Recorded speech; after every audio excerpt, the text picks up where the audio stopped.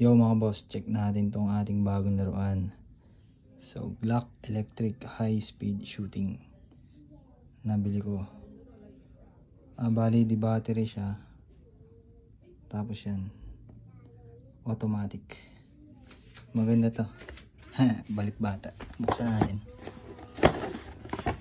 What's inside the box? So we have here. Wow! May salamin pa. Merong lagay ng bala, battery, may silencer, may barrel, yung barrel mismo. Ito siguro lagay na ito.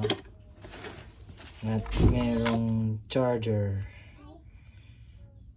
Yan. Charger para dito.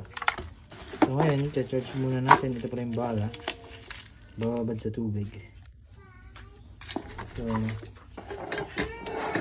testing natin yan.